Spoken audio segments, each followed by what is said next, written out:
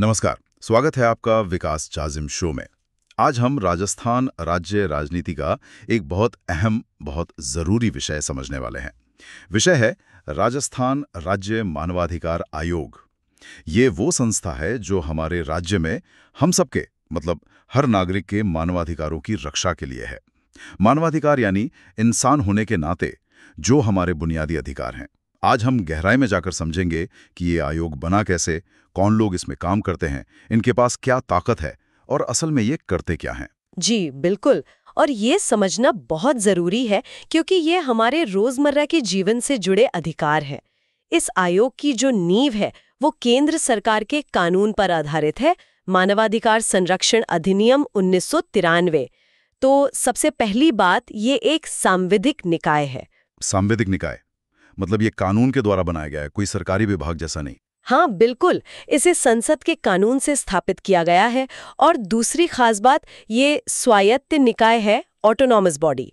मतलब अपने काम करने के तरीके और फैसले लेने में ये स्वतंत्र है। अच्छा, स्वतंत्र, ताकि बिना किसी दबाव के काम कर सके, है ना? जी बिल्कुल, मानवाधिकारों की रक्षा बिना किसी पक्षपात या दबाव के हो सके, इसीलिए। तो कानून तो 1993 में आ गया था, पर हमारे राजस्थान में ये आयोग कब बना? इसमें कुछ समय लगा होगा। हाँ, उस कानून का जो अध्याय 5 है, उसकी धारा 21, वो राज्यों को ये शक्ति देती है कि वो अपना मानवाधिकार आयोग बना सकते हैं। इसी शक्ति का इस्तेमाल करते हुए राजस्थान सरकार ने 18 जनवरी 1999 को एक नोटिफिकेशन मतलब अधिसूचना जारी की। आयोग के गठन की घोषणा हुई। अच्छा, गठन की घोषणा 1999 में, लेकिन काम कब शुरू हुआ? घोषणा तो हो गई, पर इसे पूरी तरह से फंक्शनल होने में, काम शुरू करने में थोड़ा वक्त लगा। इसने अपना काम शुरू किया 23 मार्च सन 2000 से। ठीक है, तो 99 में घोषणा, 2000 में काम शुरू। और इसकी काम करने के लिए कुछ नियम कायदे भी बने होंगे? जी हाँ बिल्कुल। आयोग ठीक से काम कर सके उसके लिए राजस्थान राज्य मानवाधिकार विनियम 2001 बनाए गए। ये नियम 19 जनवरी 2001 से लागू हुए। और जैसा कि राज्य की ज्यादातर बड़ी संस्थाओं का होता है, इसका हेडक्वार्टर मतलब मुख्यालय जयपुर में है। जयपुर में। ये तो हुई इसके बनने की कहानी। अब आते हैं इसकी बनावट पर, मतलब इसके स्ट्रक्चर पर।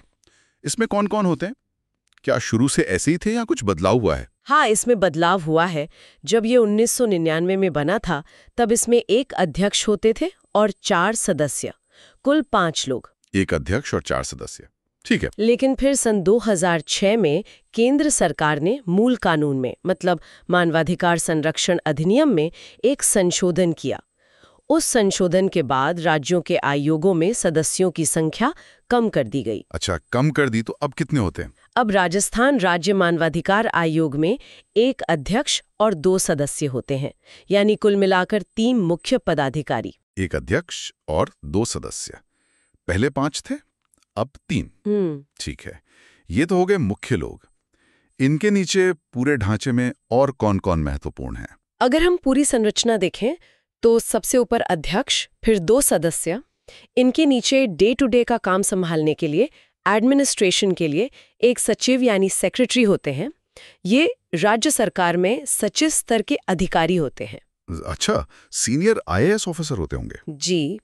फिर रिकॉर्ड्स वगैरह के लिए एक पंजीयक यानी रजिस्ट्रार भी होते हैं। और क्योंकि आयोग का मुख्य काम ही मानवाधिकार उल्लंघन की जांच करना है, तो इनके पास अपनी एक जांच टीम, इन्वेस्टिगेशन विंग होती है। अपनी पुलिस टीम। हाँ, एक तरह से। इसका जो प्रमुख होता है वो पुलिस विभाग का एक बहुत सीनियर ऑफिसर होता है, कम से कम एडिशनल डीजीपी या आईजीपी रैंक का। समझ गया। तो ये पूरी टीम है जो काम करती है। अब सबसे बड़ा सवाल, ये जो अध्यक्ष और सदस्य हैं, इनको चुनता कौन है? इनकी नियुक्ति कैसे होती है? देखिए, इनकी नियुक्ति की प्रक्रिया काफी अहम है और ये धारा 22 में बताई गई है। अपॉइंटमेंट तो राज्य के राज्यपाल करते हैं, जैसे अभी राजस्थान में श्री कलराज मिश्रा जी हैं, तो वो नियुक्ति पत्र जारी करेंगे। राज्यपाल करते हैं, तो क्या वो अपनी मर्जी से किसी को भी चुन सकते हैं? नहीं नहीं, यहीं पर पारदर्शिता है। राज्यपाल अपनी मर्जी से नहीं चुनते। इसके लिए एक चयन समिति, एक सिलेक्शन कमेटी होती है। वो कमेटी कुछ नामों की सिफारिश करती है राज्यपाल को। अच्छा, एक सिलेक्शन कमेटी, ये बहुत महत्वपूर्ण है। इसमें कौन कौन लोग होते हैं? इससे आयोग की निष्पक्षता का भी पता चलता है। बिल्कुल। इस कमेटी के जो अध्यक्ष होते हैं वो होते हैं राज्य के मुख्यमंत्री, जैसे वर्तमान में श्री भजनलाल शर्मा जी। उनके अलावा इसमें होते हैं राज्य के गृह मंत्री, विधानसभा के अध्यक्ष जैसे अभी श्री वासुदेव देवनानी जी हैं, और विधानसभा में विपक्ष के नेता। तो मुख्यमंत्री, गृह मंत्री, विधानसभा अध्यक्ष और विपक्ष के नेता, ये 4 लोग मिलकर तय करते हैं। हाँ, राजस्थान के संदर्भ में ये 4 लोग। वैसे एक बात और बता दूं, जिन राज्यों में विधान परिषद भी होती है ना, जैसे यूपी, बिहार में, वहां इस कमेटी में 2 लोग और जुड़ जाते हैं, विधान परिषद के सभापति और वहां विपक्ष के नेता। तो वहां 6 सदस्य हो जाते हैं। अच्छा, पर राजस्थान में विधान परिषद नहीं है, तो यहाँ 4 ही हैं। जी। और एक और महत्वपूर्ण बात, अगर कभी इस कमेटी में कोई पद खाली हो, मान लीजिए विपक्ष के नेता का पद किसी वजह से खाली है, तब भी कमेटी की सिफारिश वैलिड मानी जाती है, नियुक्ति अवैध नहीं होती। ठीक है, ये चयन प्रक्रिया समझ आ गई। अब योग्यता पर आते हैं। कौन व्यक्ति अध्यक्ष बन सकता है और कौन सदस्य? अध्यक्ष के लिए योग्यता है कि वो व्यक्ति किसी हाईकोर्ट का रिटायर्ड चीफ जस्टिस रहा हो या फिर उसी हाईकोर्ट का कोई दूसरा रिटायर्ड जज रहा हो। ये जो दूसरा ऑप्शन है ना, अन्य रिटायर्ड जज वाला, ये सन 2019 में जोड़ा गया था। पहले सिर्फ रिटायर्ड चीफ जस्टिस ही बन सकते थे। अच्छा, तो अब दायरा थोड़ा बढ़ गया है। और सदस्य बनने के लिए क्या योग्यता चाहिए? 2 सदस्य होते हैं, तो उनमें से एक सदस्य वो या तो हाई कोर्ट के रिटायर्ड या वर्तमान जज हों, या फिर किसी डिस्ट्रिक्ट कोर्ट के ऐसे जज, रिटायर्ड या वर्तमान, जिन्हें डिस्ट्रिक्ट जज के तौर पर कम से कम 7 साल का अनुभव हो। ठीक है, एक सदस्य तो न्यायपालिका से जुड़ा होना चाहिए, और दूसरा सदस्य? जो दूसरा सदस्य है वो मानवाधिकारों के क्षेत्र का विशेषज्ञ होना चाहिए, मतलब जिसे ह्यूमन राइट्स की गहरी समझ हो, प्रैक्टिकल नॉलेज हो। तो एक कानूनी पृष्ठभूमि से और एक मानवाधिकार के क्षेत्र से, ये अच्छा संतुलन है। नियुक्ति राज्यपाल करते हैं कमेटी की सिफारिश पर, तो शपथ कौन दिलाता है इनको? शपथ भी राज्यपाल ही दिलाते हैं, या फिर अगर राज्यपाल चाहें तो वो अपनी तरफ से किसी और व्यक्ति को भी ये काम सौंप सकते हैं, उन्हें नामित कर सकते हैं। ठीक है, नियुक्ति, योग्यता, शपथ, ये सब क्लियर हो गया। अब मान लीजिए कोई अध्यक्ष या सदस्य अपना पद छोड़ना चाहें या किसी वजह से उन्हें हटाना पड़े, तो क्या व्यवस्था है? अगर वो खुद छोड़ना चाहें, मतलब त्याग पत्र देना चाहें, तो धारा 23 के अनुसार वो अपना इस्तीफा सीधे राज्यपाल को भेज सकते हैं। लेकिन हटाने की प्रक्रिया थोड़ी अलग और ज्यादा मजबूत है। इसमें राज्यपाल का रोल नहीं है। अच्छा, ये दिलचस्प है। नियुक्ति राज्यपाल कर रहे हैं पर हटा नहीं सकते, फिर कौन हटाता और कैसे? यही तो आयोग की स्वतंत्रता सुनिश्चित करता है। अध्यक्ष या सदस्य को हटाने का अधिकार सिर्फ और सिर्फ भारत के राष्ट्रपति को है। राष्ट्रपति को? राज्य के आयोग के सदस्य को भी? जी हाँ, और राष्ट्रपति भी अपनी मर्जी से नहीं हटा सकते। इसके लिए 2 मुख्य आधार हैं। सिद्ध कदाचार यानी प्रूव्ड मिसबिहेवियर, मतलब कोई गलत काम साबित हो जाए, या असमर्थता यानी इनकैपेसिटी, मतलब वो काम करने में शारीरिक या मानसिक रूप से सक्षम न हो। और सिर्फ आरोप लगने से नहीं हटेगा, इसकी पूरी जांच सुप्रीम कोर्ट करता है। सुप्रीम कोर्ट जांच करेगा? हाँ, सुप्रीम कोर्ट की जांच के बाद अगर वो हटाने की सिफारिश करता है, तभी राष्ट्रपति उन्हें पद से हटा सकते हैं। ये तो बहुत ही मजबूत प्रक्रिया है हटाने की। इसके अलावा कुछ और आधार भी हैं जिन पर राष्ट्रपति हटा सकते हैं, जैसे अगर कोई सदस्य दिवालिया हो जाए, मतलब बैंकरप्ट, या शारीरिक या मानसिक रूप से काम करने लायक न रहे, या किसी अपराध में दोषी पाया जाए और सजा हो जाए, या फिर अपने पद पर रहते हुए कहीं और से तनख्वाह लेकर कोई दूसरा लाभ का पद, ऑफिस ऑफ प्रॉफिट, ले ले। काफी कड़े नियम है हटाने के। अब बात करते हैं कार्यकाल की। कितने समय के लिए ये नियुक्त होते हैं? कार्यकाल की बात धारा 24 में है। अभी जो नियम है उसके हिसाब से अध्यक्ष और सदस्य का कार्यकाल 3 साल का होता है, या फिर उनके 70 साल की उम्र पूरी होने तक। इन दोनों में से जो भी पहले हो जाए। 3 साल या 70 साल की उम्र, ये हमेशा से ऐसा था? नहीं, ये नियम भी सन 2019 के संशोधन से आया है। उससे पहले कार्यकाल 5 साल या 70 साल की उम्र तक होता था। अच्छा, पहले 5 साल था, अब 3 साल कर दिया गया है। जी, और 2019 में एक और बदलाव हुआ। अब अध्यक्ष और सदस्य दोबारा भी नियुक्त हो सकते हैं, मतलब रीअपॉइंटमेंट के लिए एलिजिबल है। ओह, तो पुनर्नियुक्ति हो सकती है? हाँ, लेकिन एक रोक भी है। रिटायर होने के बाद, मतलब अपना कार्यकाल पूरा करने के बाद, वो भारत सरकार या किसी राज्य सरकार के अधीन कोई और नौकरी या पद नहीं ले सकते। ठीक है, मतलब कार्यकाल पूरा होने के बाद सरकारी नौकरी नहीं। ये कार्यकाल और पुनर्नियुक्ति की बात समझ आ गई। एक स्थिति सोचिए, अगर अध्यक्ष का पद अचानक खाली हो जाए, जैसे किसी की मृत्यु हो जाए या वो इस्तीफा दे दें, तब क्या होता है? हाँ, ऐसी इमरजेंसी के लिए भी व्यवस्था है। ये धारा 25 में बताया गया है।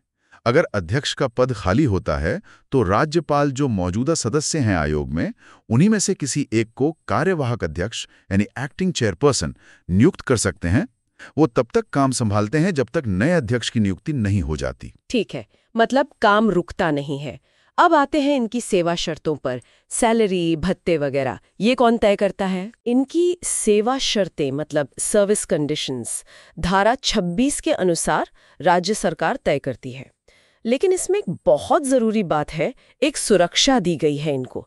वो ये कि एक बार नियुक्ति हो जाने के बाद उनके कार्यकाल के दौरान उनकी सेवा शर्तों में कोई ऐसा बदलाव नहीं किया जा सकता जिससे उन्हें नुकसान हो। इसे कहते हैं अलाभकारी परिवर्तन न होना। अच्छा, मतलब सैलरी या सुविधाएं कम नहीं की जा सकती अपॉइंटमेंट के बाद? बिल्कुल। सैलरी की बात करें तो राज्य मानवाधिकार आयोग के अध्यक्ष को उतनी ही सैलरी और भत्ते मिलते हैं जितने उस राज्य के हाईकोर्ट के चीफ जस्टिस को मिलते हैं। अच्छा। और जो सदस्य होते हैं उन्हें हाईकोर्ट के दूसरे जजों के बराबर वेतन भत्ते मिलते हैं। यानी इनका स्टेटस हाईकोर्ट जजों के बराबर रखा गया है। ठीक है। हमने पहले सचिव और जांच एजेंसी के प्रमुख का जिक्र किया था, इनकी भूमिका थोड़ी और स्पष्ट करेंगे? जी, धारा 27 में अधिकारियों और कर्मचारियों का जिक्र है। आयोग का एक सचिव होता है, सेक्रेटरी। वो राज्य सरकार के सेक्रेटरी रैंक से कम का अधिकारी नहीं होता। सचिव एक तरह से आयोग का चीफ एग्जीक्यूटिव ऑफिसर या सीईओ जैसा होता है, सारा प्रशासनिक काम देखता है। और जैसा बताया था, आयोग की अपनी एक जांच एजेंसी होती है, इन्वेस्टिगेशन एजेंसी। उसका जो हेड होता है वो आईजीपी रैंक से कम का पुलिस अधिकारी नहीं होता। ये लोग मामलों की छानबीन करते हैं। समझ गया। तो ये तो हो गई पूरी बनावट, नियुक्ति, कार्यकाल, अधिकारी वगैरह। अब आते हैं सबसे जरूरी हिस्से पर। आयोग के काम क्या हैं और उसके पास शक्तियां क्या हैं? आयोग अपनी रिपोर्ट किसे देता है और उस रिपोर्ट का होता क्या है? धारा 28 के अनुसार आयोग हर साल अपनी एक एनुअल रिपोर्ट, वार्षिक रिपोर्ट राज्य सरकार को सौंपता है। इस रिपोर्ट में वो पूरा ब्यौरा देता है कि साल भर में क्या क्या काम किया, क्या शिकायतें आईं, क्या जांच की और क्या सिफारिशें दी। और राज्य सरकार उस रिपोर्ट का क्या करती है? राज्य सरकार की ये जिम्मेदारी है कि वो इस रिपोर्ट को राज्य की विधानसभा के सामने रखवाए। और सिर्फ रखना ही नहीं, सरकार को ये भी बताना पड़ता है कि आयोग ने जो सिफारिशें की थीं उन पर सरकार ने क्या एक्शन लिया, और अगर कोई सिफारिश नहीं मानी तो उसका कारण भी बताना पड़ता है। अच्छा, तो सरकार को विधानसभा में जवाब देना होता है। ये तो अच्छी बात है। अब आयोग की शक्तियों को थोड़ा और खोलते हैं। जब आयोग किसी मानवाधिकार उल्लंघन की जांच करता है तो उसके पास क्या ताकत होती है? क्या वो पुलिस की तरह पूछताछ कर सकता है? हाँ, जांच के दौरान आयोग को सिविल कोर्ट यानी दीवानी न्यायालय जैसी शक्तियां मिलती हैं। ये काफी महत्वपूर्ण शक्तियां हैं। सिविल कोर्ट जैसी शक्तियां मतलब ये कि आयोग किसी भी व्यक्ति को समन भेजकर अपने सामने बुला सकता है, हाजिर होने को कह सकता है, उसे शपथ दिलवाकर उसकी गवाही ले सकता है, जैसे कोर्ट में होता है। अच्छा, गवाही ले सकता है। और किसी से कोई भी जरूरी दस्तावेज, कोई डॉक्यूमेंट पेश करने के लिए कह सकता है। शपथ पत्रों पर यानी एफिडेविट्स पर सबूत ले सकता है। किसी भी सरकारी दफ्तर या अदालत से कोई सरकारी रिकॉर्ड या उसकी कॉपी मंगवा सकता है। सरकारी रिकॉर्ड भी? जी, गवाहों की जांच के लिए या दस्तावेजों की जांच के लिए कमीशन भी नियुक्त कर सकता है।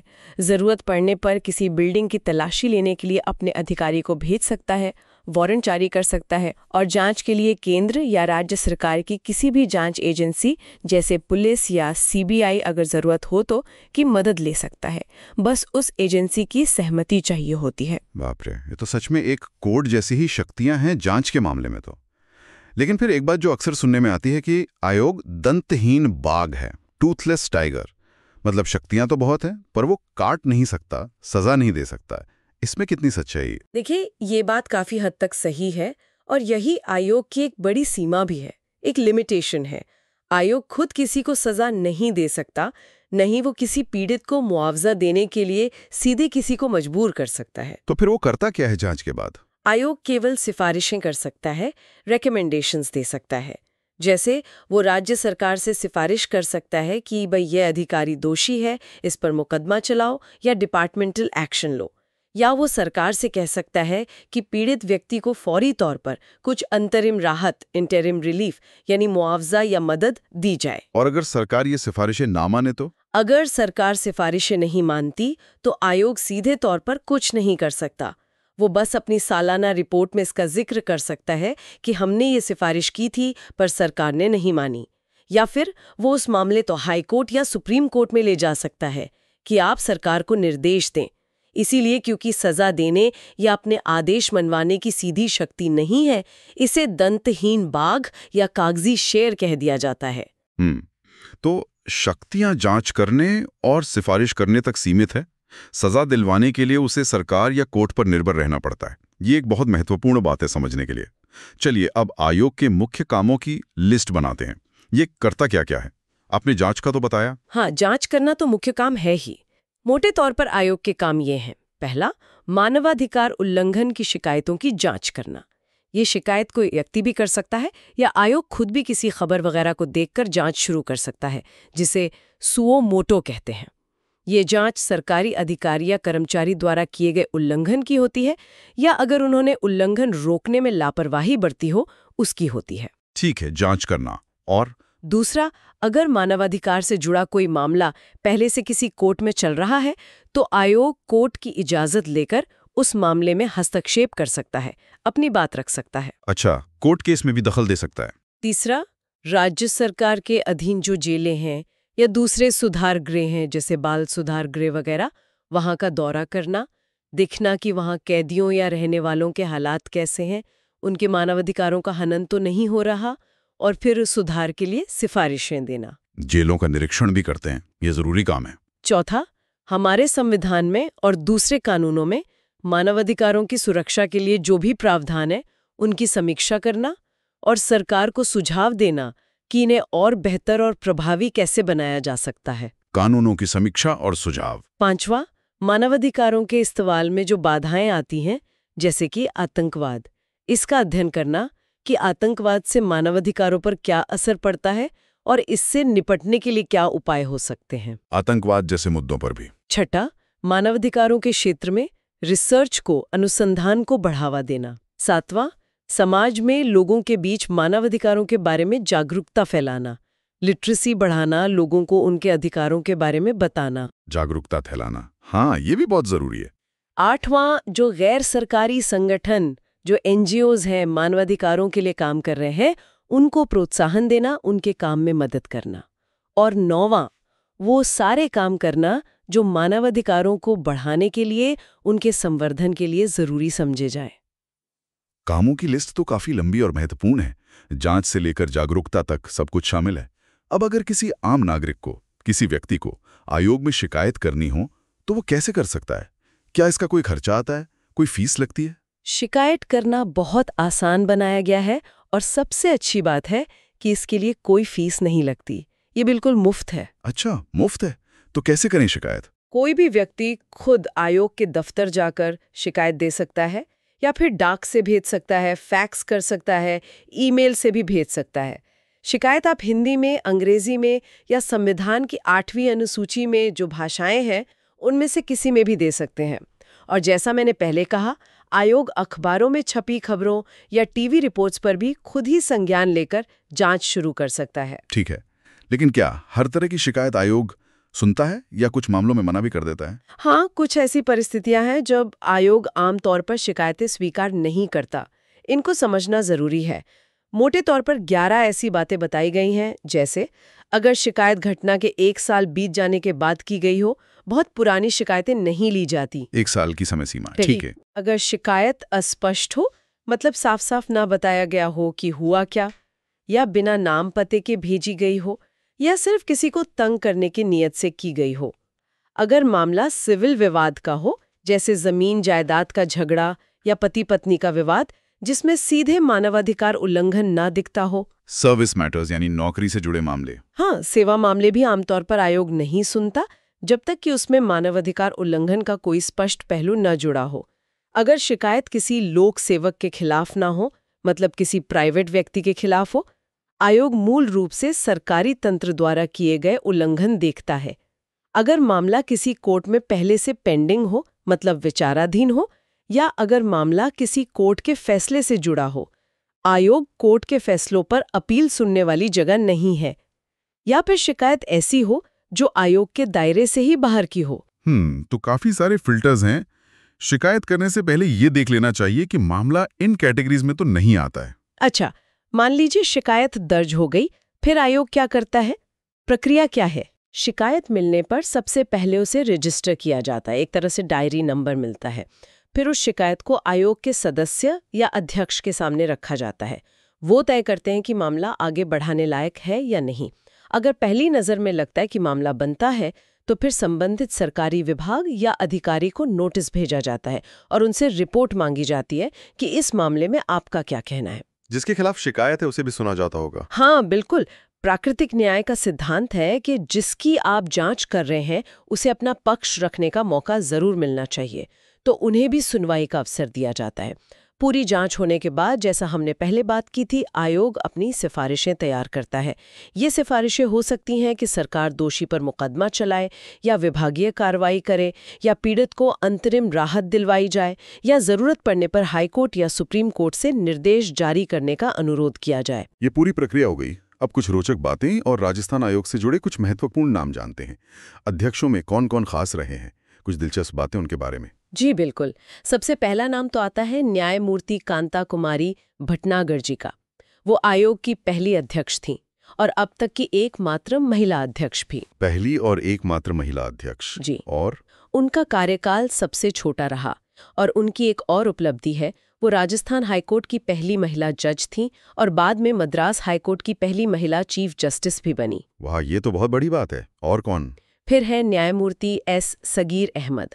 वो आयोग के एकमात्र अध्यक्ष रहे हैं जो अल्पसंख्यक समुदाय से थे, और वो अकेले ऐसे अध्यक्ष हैं जो सुप्रीम कोर्ट के जज भी रह चुके थे। सुप्रीम कोर्ट जज रहे थे, ये भी खास है। एक और नाम है न्यायमूर्ति नगेंद्र कुमार जैन का। इनका कार्यकाल आयोग के अध्यक्ष के तौर पर सबसे लंबा रहा, और ये पहले अध्यक्ष थे जिन्होंने अपना पूरा कार्यकाल, जो उस समय 5 साल का होता था, पूरा किया था। सबसे लंबा कार्यकाल नगेंद्र कुमार जैन। और वर्तमान में आयोग के अध्यक्ष हैं न्यायमूर्ति Gopal Krishna Vyas ji. Checking outline again. Outline mention Mulchandani as current.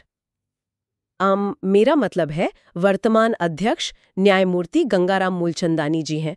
Gopal Krishna Vyas जी उनसे पहले थे और उन्होंने भी अपना कार्यकाल पूरा किया था।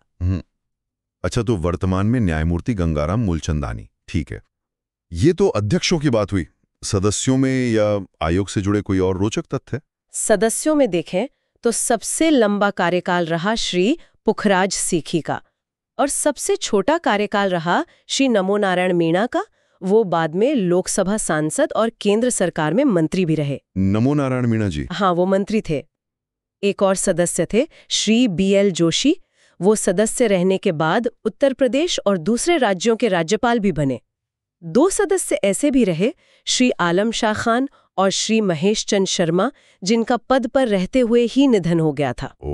आयोग अपनी एक त्रैमासिक पत्रिका, मतलब क्वार्टरली मैगजीन भी निकालता है, जिसका नाम है मानवाधिकार संदेश। मानवाधिकार संदेश, ये अच्छी जानकारी है। और हाँ, ये भी याद रखना चाहिए कि अंतर्राष्ट्रीय मानवाधिकार दिवस हर साल 10 दिसंबर को मनाया जाता है, क्योंकि इसी दिन 1948 में संयुक्त राष्ट्र ने मानवाधिकारों की सार्वभौम घोषणा को अपनाया था। 10 दिसंबर मानवाधिकार दिवस। ये सारी जानकारी खासतौर से जो छात्र प्रतियोगी परीक्षाओं की तैयारी कर रहे हैं उनके लिए बहुत काम की है। हमने आयोग की बनावट, उसकी ताकत, उसके काम और उसकी सीमाओं को, जैसे वो दंतहीन बाघ वाली बात है, सबको समझने की कोशिश की। जी हाँ, और ये समझना जरूरी है कि भले ही आयोग सीधे सजा ना दे पाए, पर फिर भी इसकी भूमिका बहुत महत्वपूर्ण है। ये मानवाधिकार उल्लंघन के मामलों को सामने लाता है, सरकार पर एक नैतिक दबाव बनाता है, पीड़ितों को एक मंच देता है अपनी बात रखने का, और कहीं ना कहीं न्याय दिलाने की प्रक्रिया को आगे बढ़ाने में मदद करता है। और जागरूकता फैलाना तो इसका एक बहुत बड़ा योगदान है ही। बिल्कुल सही कहा। तो अब इस पूरी चर्चा के आखिर में हम अपने श्रोताओं के लिए एक सवाल छोड़ जाते हैं जिस पर वो सोच विचार कर सकते हैं।